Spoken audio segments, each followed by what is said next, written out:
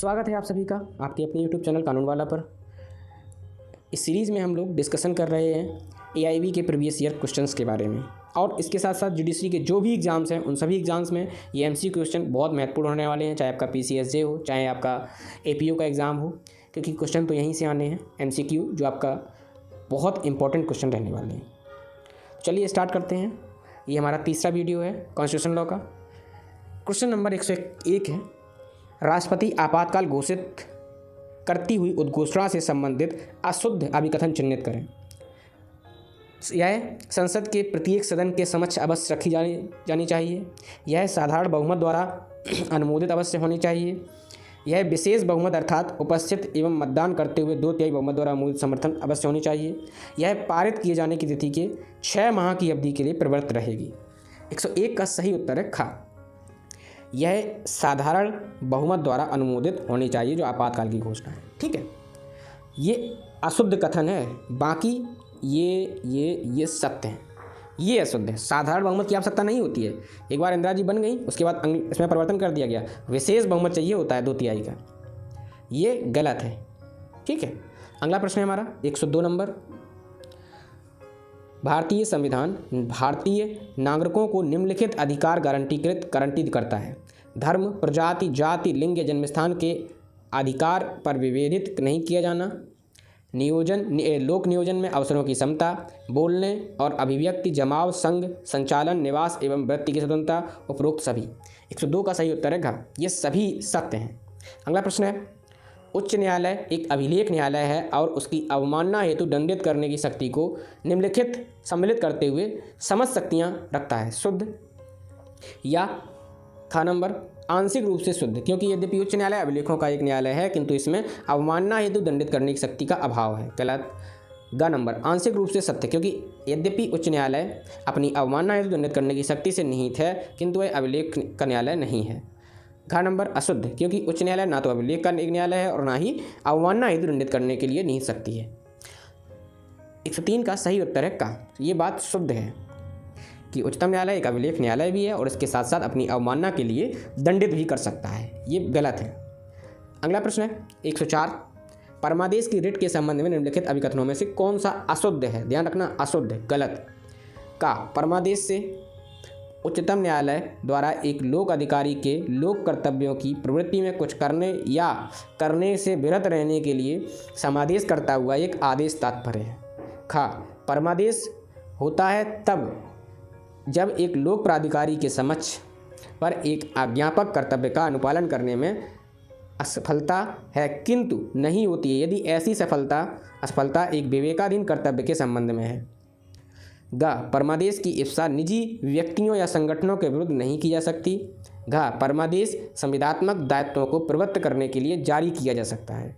104 का सही उत्तर है घ। परमादेश संविधात्मक दायित्वों को प्रवृत्त करने के लिए जारी किया जा सकता है। अगला प्रश्न है 105, अनुच्छेद 19(1)50 प्रत्येक नागरिक को भारतीय भूभाग में कहीं भी निवास करने और स्थापित होने के अधिकार की गारंटी देता है। का जो एक अत्यंतिक अधिकार है। खा और इस अधिकार पर कोई निर्बंध अधिरोपित नहीं किया जा सकता।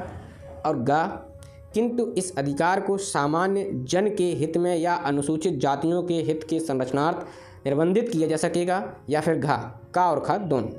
105 का सही उत्तर है गा,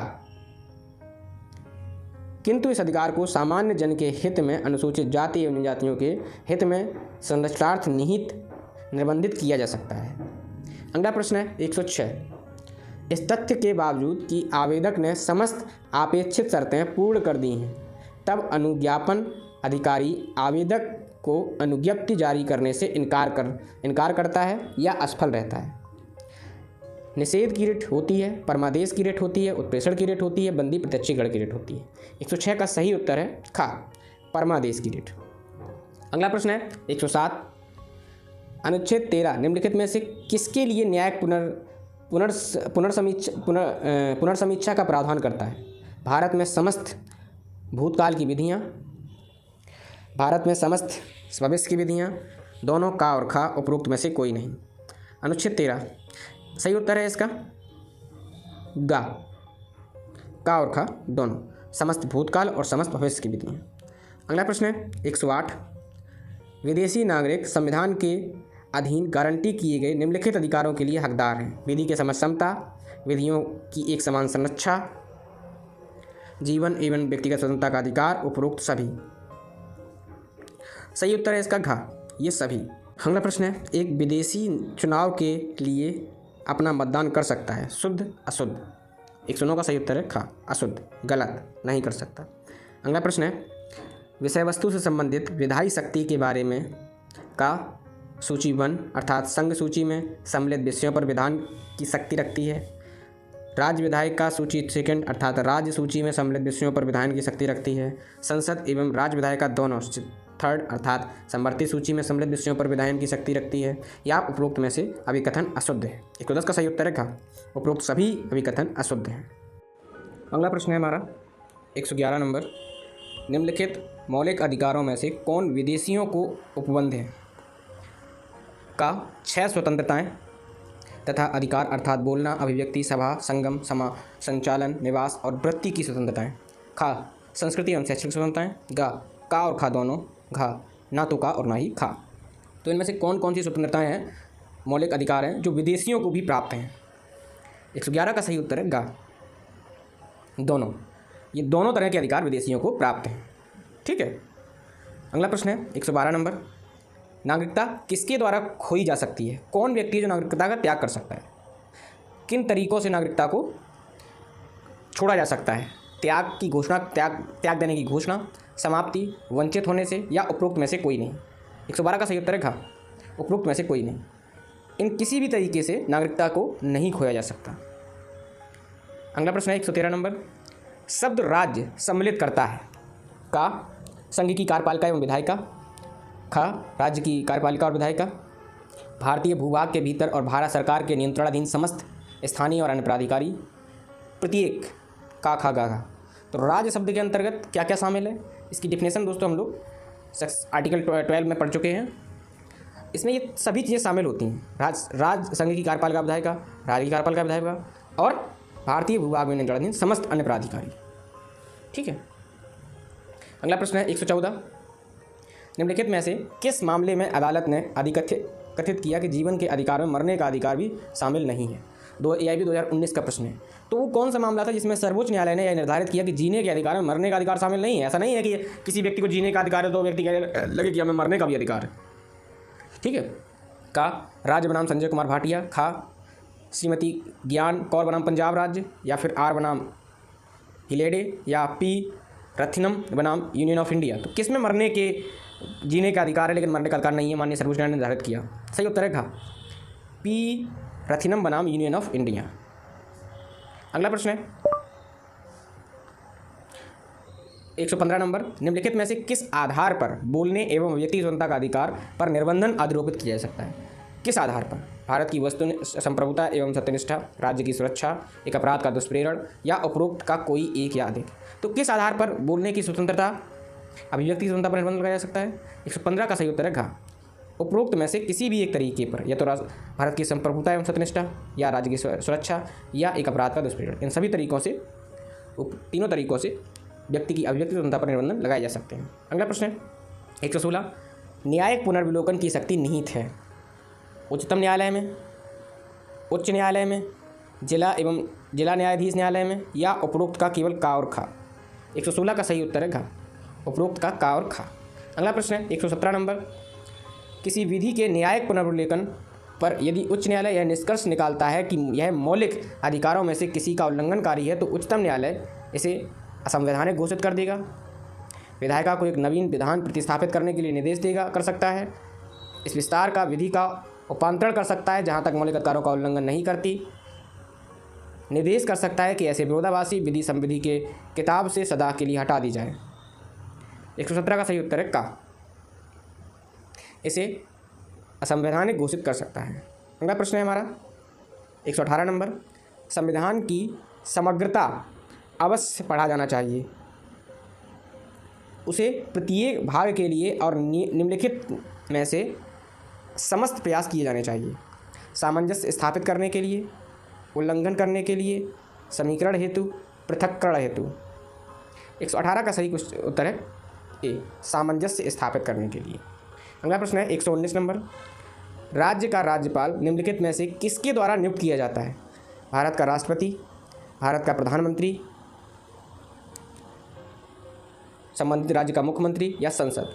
तो राज्यपाल किसके द्वारा नियुक्त किया जाता है? सबको पता होगा। 119 का सही उत्तर है का, भारत के राष्ट्रपति द्वारा। अगला प्रश्न है 120, अनुच्छेद 13(1) के अनुसार संविधान पूर्व समस्त विधियां जो मौलिक अधिकारों से असंगत है शून्य होगी आरंभ से ही, केवल उस तिथि से जिसको भारत का संविधान प्रवृत्त किया गया, केवल उस तिथि से जिसको भारत का संविधान मसौदा तैयार किया गया, या उपरोक्त वैसे कोई नहीं।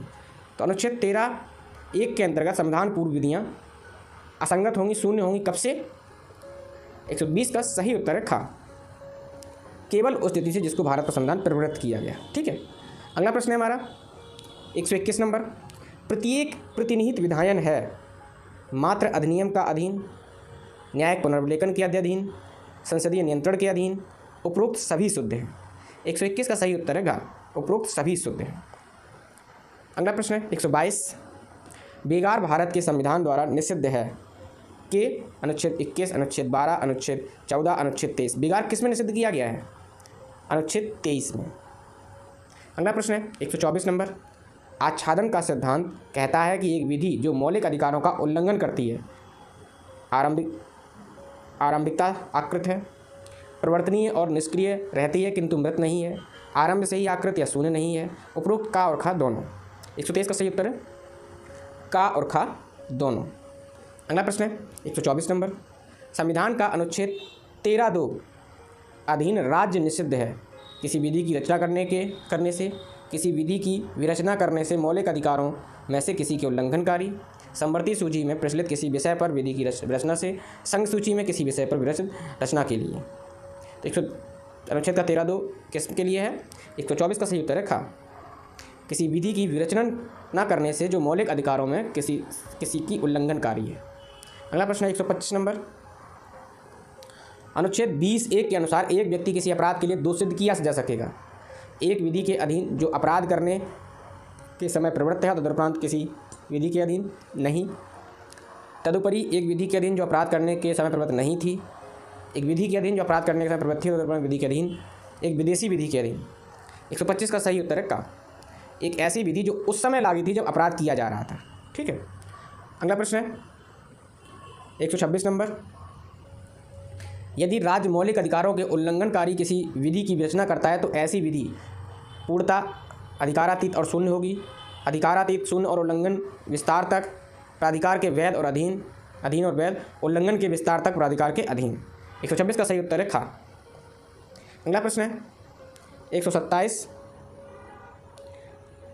त्यजन का सिद्धांत कहता है कि एक नागरिक अपने अधिकार का त्यजन कर सकता है का, किंतु एक अभियुक्त के लिए यह खुला हुआ नहीं है अपने संवैधानिक अधिकारों का त्याग करे और दोष सिद्ध हो जाए।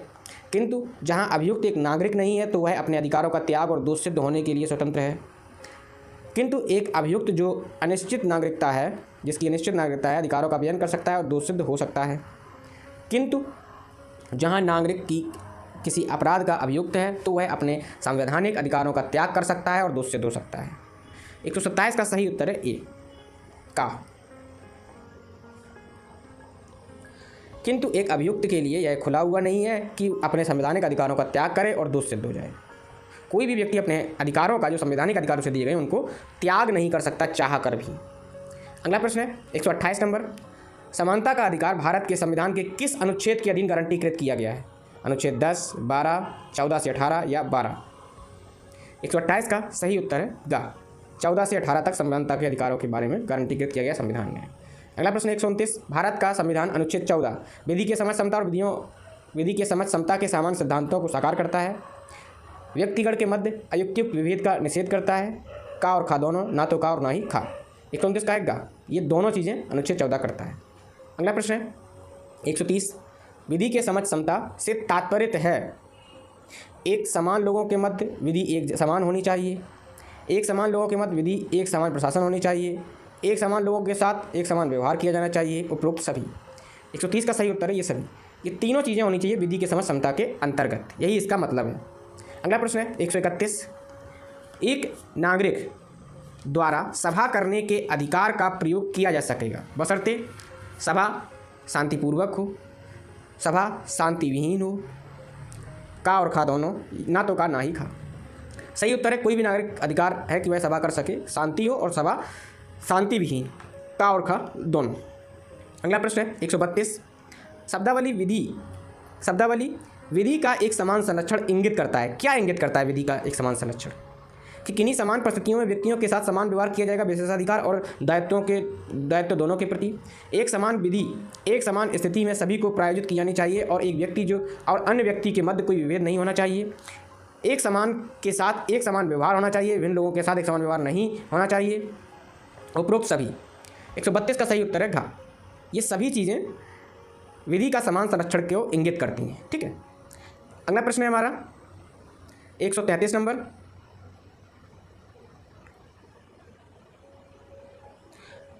राष्ट्रपति अपनी आकस्मिक शक्तियों का प्रयोग कर सकता है जब विधि से या बाह्य आक्रमण या सशस्त्र विद्रोह से आकस्मिकता व्युत्पन्न हो जाती है, राज्य में संवैधानिक तंत्र की विफलता के कारण, वित्तीय आकस्मिकता, उपरोल्लिखित स्थितियों में से कोई एक। कब राष्ट्रपति अपनी आकस्मिक शक्तियों का प्रयोग करेगा?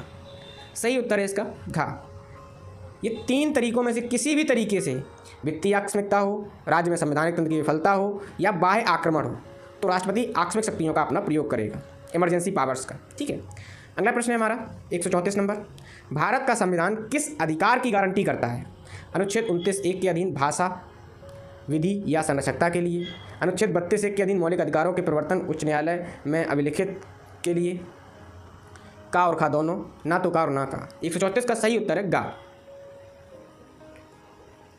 का और खा दोनों, इन सब के लिए गारंटीकृत करता है संविधान का अनुच्छेद, भारत का संविधान। ठीक है, अगला प्रश्न है 135 नंबर। स्वयं को अपराध में फंसाना के विरुद्ध निषेध जो अनुच्छेद 20(3) में प्रावधानित है से तात्पर्य है। कोई अभियुक्त अपने विरुद्ध एक साक्षी नहीं हो सकता।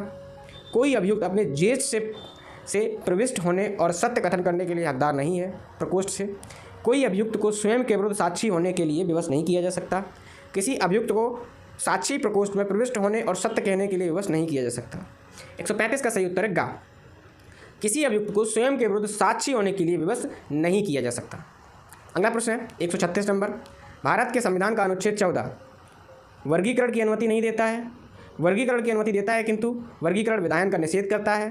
ना तो वर्गीकरण की अनुमति देता है और ना ही वर्गीकरण विधायन दोनों, वर्गीकरण और वर्गीकरण विधान दोनों की अनुमति देता है। 136 का सही उत्तर है खा। वर्गीकरण की अनुमति देता है किंतु वर्गीकरण विधायन का निषेध करता है। युक्त वर्गीकरण कर सकते हैं, रीजनेबल।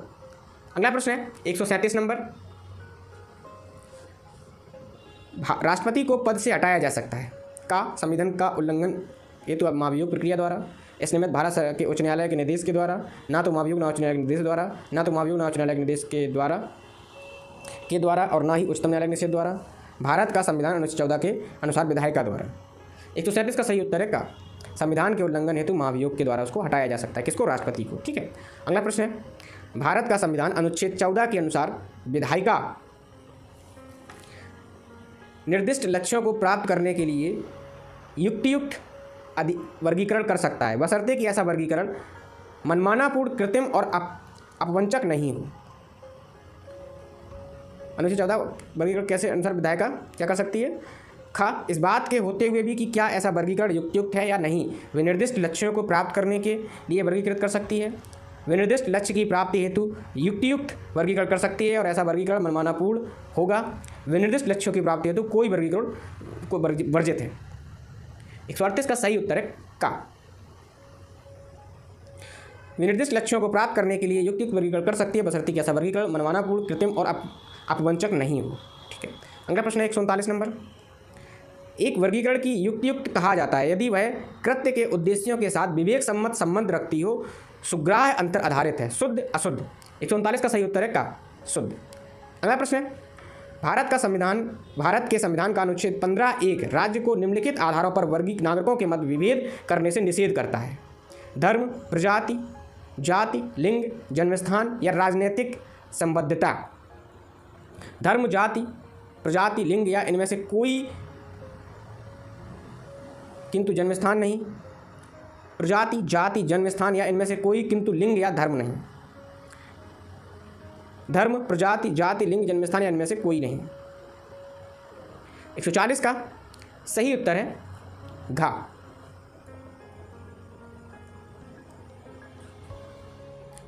धर्म, प्रजाति, जाति, लिंग, जन्मस्थान। ठीक है, इस आधार पर अगला प्रश्न है हमारा 141 नंबर। भारत के संविधान का अनुच्छेद 15 एक शब्द विभेद में प्रतिकूल विभेद करना या अन्य पक्ष के पक्ष में नहीं या विभेद करना तात्पर्य है, सत्य और असत्य। 141 का सही उत्तर है का, सत्य। अगला प्रश्न है धर्म, प्रजाति, जाति, लिंग, जन्मस्थान इनमें से कोई के आधार पर विभेद करती हुई विधि है वैध, अवैध घोषित की जाएगी। न्यायालय के निर्देश पर वैधकृत या अवैधकृत होगी, एक अन्य विधि द्वारा प्रतिस्थापित होगी। 142 का सही उत्तर है खा, अवैध घोषित की जाएगी।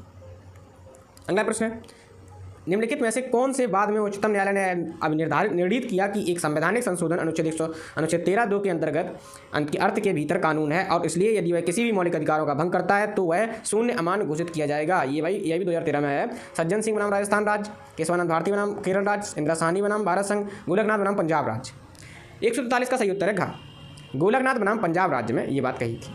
अगला प्रश्न है 144 विभेद के विरुद्ध आदेश के बावजूद संविधान राज्य को अभिव्यक्तता निम्नलिखित में से किसकी अनुमति देता है? महिलाओं और बच्चों के लिए विशेष प्रावधान बनाने के लिए, पिछड़े वर्गों के शिक्षा हेतु प्रावधान करने के लिए, उपरोक्त का और खा दोनों, ना तो का और ना ही खा। 140 का सही उत्तर है गा, उपरोक्त का और खा दोनों।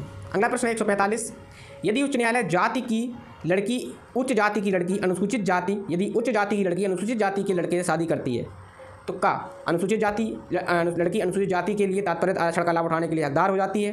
लड़की अनुसूचित जाति के लिए तात्पर्य आरक्षण के लाभ प्राप्त करने के योग्य हो जाती है। लड़का अनुसूचित जाति के लिए तात्पर्य आरक्षण लाभ प्राप्त करने का हकदार नहीं है। का और खा दोनों। 145 का सही उत्तर है खा, लड़की अनुसूचित जाति के तात्पर्य आरक्षण का लाभ प्राप्त करने योग्य नहीं रह जाती। अगला प्रश्न है 146 समान कार्य के लिए समान वेतन का सिद्धांत है। भारत का संविधान अनुच्छेद 16 में समाहित मौलिक अधिकारों के रूप में अभिव्यक्तता घोषित एवं अंतः परिवर्तनीय, संवैधानिक, असंवैधानिक और अपरिवर्तनीय किसी भी मौलिक अधिकार के प्रारूप में घोषित नहीं है, फिर भी असमान वेतन मानों के मामलों में न्यायालय द्वारा परिवर्तित किया जा सकता है। 146 का सही उत्तर है घा, किसी भी मौलिक अधिकार में नहीं है।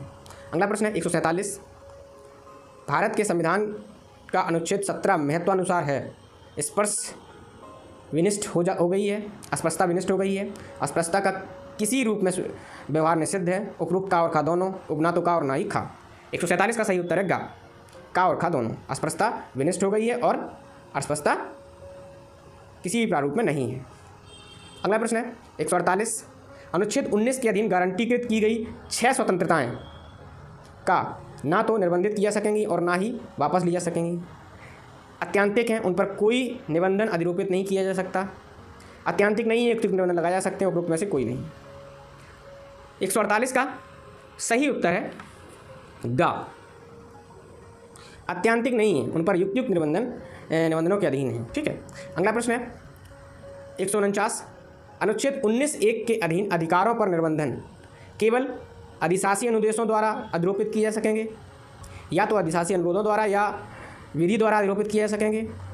केवल विधि द्वारा अधिरोपित किए जा सकते हैं, अधिशासी अनुरोधों द्वारा नहीं, या तो अधिशासी विधि द्वारा या अनुदेशों द्वारा अधिरोपित किए जा सकते हैं। 149 का सही उत्तर है गा, केवल विधि द्वारा अधिरोपित किए जा सकेंगे और अधिशासी अनुदेशों द्वारा नहीं। अगला प्रश्न है 150 एक व्यक्ति को अपनी मान्यताएं और अभिमत मौलिक शब्दों, लेखन, मुद्रण, चिन्हों के माध्यम से स्वतंत्रतापूर्वक अभिव्यक्त करने का अधिकार निम्नवत जाना जाता है।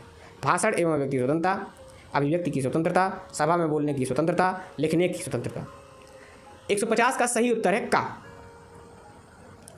भाषण एवं अभिव्यक्ति की स्वतंत्रता।